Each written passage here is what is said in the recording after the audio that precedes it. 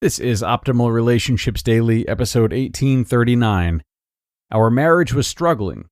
Here are 12 things that helped us heal and strengthen it. Part 1, by Shawna Scafe of simpleonpurpose.ca. Hello, everybody. Welcome to ORD, and thanks for coming today. As always, you're doing a great thing for your relationships by being here. I am your host and narrator, Greg Audino, here with you every single day. And this time I'll be starting this first half of one of our two-parters. This one's coming from Shawna Scafe, who historically has provided more parenting content for us. But today, she's going to be talking about marriage, and she has a lot of wonderful ideas about it, as you will see. So let's get right into part 1 of this article and start optimizing your life. Our marriage was struggling. Here are 12 things that helped us heal and strengthen it. Part 1, by Shawna Scafe of simpleonpurpose.ca. I wrote this post when Connor and I were celebrating 14 years together. And if you were a fly on the wall for those 14 years, there were times where it looked like we probably wouldn't stick together. As we went on a little anniversary road trip, we started a conversation about what we think it takes to make a marriage work. And I'm well aware of how naive it seems to even try to give marriage advice when you look at the legacy of a lasting marriage that spans almost half a century. But we can sure look at what we did wrong and share with others what not to do. Because there were many years where we were doing all the things to make it not work so well. So these are ways that we have been able to heal hurt in our marriage and grow stronger as a couple. Number 1, speak well of one another. There were a lot of years where we would bicker in front of other people. Then I observed it in another couple and realized it wasn't just cute or banter. It was uncomfortable and disrespectful. It's one thing to bash your spouse behind their back. It's a degrading thing to do it to their face with an audience. Don't throw your husband under the bus when you're chatting with other people. And don't talk down to him in front of other people. How totally unsexy. Number 2, learn more about yourself. Self-awareness came slowly to me. But I see that without it, we're just steamrolling everyone around us with our bad habits and thoughtless motives. Use something like the Enneagram or counseling to learn more about your own behaviors and habits that you have when you're stressed out. Oh, weird. I'm talking about the Enneagram again. But really, learning your Enneagram type can set you free when you start to be aware of your motives. I can recognize when I'm stressed and how it makes me act.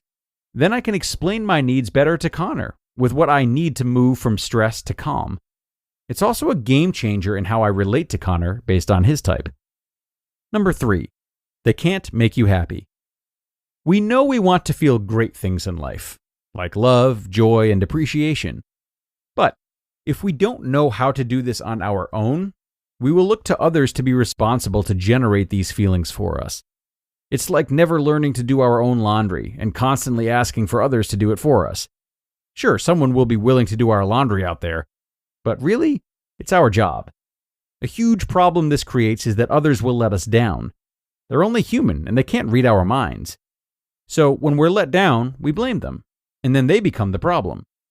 Now we don't have a problem feeling love, appreciation, or joy. We have a spouse problem. We've just transferred our problems.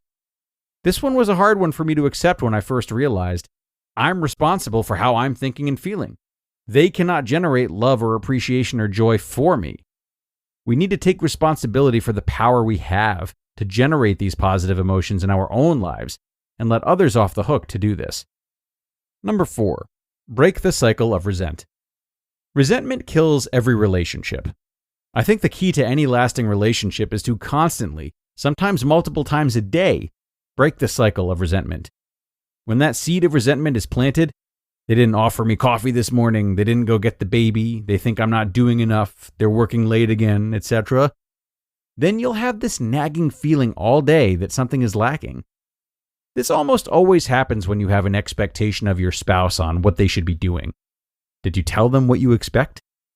This little seed grows quickly and grossly into resentment, and that rots away all of your hard work of building a loving relationship. Pay attention to the thoughts that you think about your spouse, because once that thought is present, your brain will constantly look for proof that it's true. If you aren't even aware of these thoughts, you might not be aware of how you are sabotaging your relationship. Catch yourself. Be upfront with what's bugging you. and own how this thought you have about them makes you feel and act. Own it. Choose to change it. Which leads me to number 5, appreciate. Appreciating your spouse is like the grout that fills all gaps. We had a marriage counselor tell us to write down 3 different things we appreciate about each other every day. This list forced us to shift our minds from looking for reasons to be resentful to seeking out things to be grateful for. It forced us to stack the evidence in the appreciation pile, instead of to keep building up our case for reasons I get to be mad at you. You know, I still have that book where we have written our daily list of appreciations, and reading through it makes me see all the ways my husband expresses his love to me. Sometimes we need to stop and see that our spouse is expressing their love in lots of ways. Mowing the lawn, cleaning the gutters, checking our oil. Things that might not be how we prefer it, like flowers, long poems about our epic beauty, a toast to us at dinner, them putting all the groceries away in the wrong spots. But it's still love. Showing appreciation to your spouse for the ways that they show up and care for you or your home or your kids will let them feel seen and cherished. Number 6, respond kindly. When our marriage was at its roughest, I sent Connor an article about how important it is to respond to your partner, or kid, or friend, or any loved one. Back then, I assumed he would give me some excuse about why he didn't read it, and I would add another exhibit to the case of resentment I was building. Instead, he read it, and he texted me back something like, "Yeah, that's good." It felt like a big step for us to move into a place of acknowledgement. Every day, our loved ones are looking for ways to engage us. The more we shoot them down, or worse, respond with contempt, the more distance we are creating between us. Over the next couple of weeks, I could see we were making an effort to acknowledge one another in the little daily conversations. It made such a difference, probably more for me, because this was always a sore spot for me, to feel like someone is tuning me out. Even if it didn't change much for him, it made a world of difference for me. To be continued. You just listened to part 1 of the post titled, "Our Marriage Was Struggling. Here are 12 things that helped us heal and strengthen it," by Shawna Scafe of simpleonpurpose.ca. In theaters July 28th. Welcome to the Haunted Mansion. You ready to have your mind blown? We have 999 happy haunts, but there's room for more. We could be trapped here for eternity. There's no turning back now. Madam Leota, we need your help. I can show you, but it will cost you $3. What? It's highway robbery. Who said that? Disney's Haunted Mansion. Rated PG-13. May be inappropriate for children under 13. Only in theaters July 28th. Get tickets now. Style, space, functionality. The 2023 Chevrolet Traverse is a great option for people with disabilities. It was designed with purposeful solutions that help make driving more accessible, so you can get through the day comfortably and efficiently no matter where you need to go. Chevy Accessibility, engineered to go forward. Learn more at chevy.com/accessibility. And thanks so much to Shawna for a great start to this article. Really covering so much ground already, so I am sure between today and tomorrow's episode, we're going to leave with a lot of great ideas about how to repair a marriage in turmoil.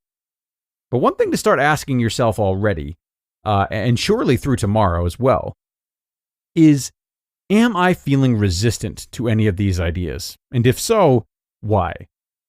Now, certainly long listed articles like this one provide us with so much great insight and strategy, but embedding our ability to implement these things is willingness, belief, enthusiasm.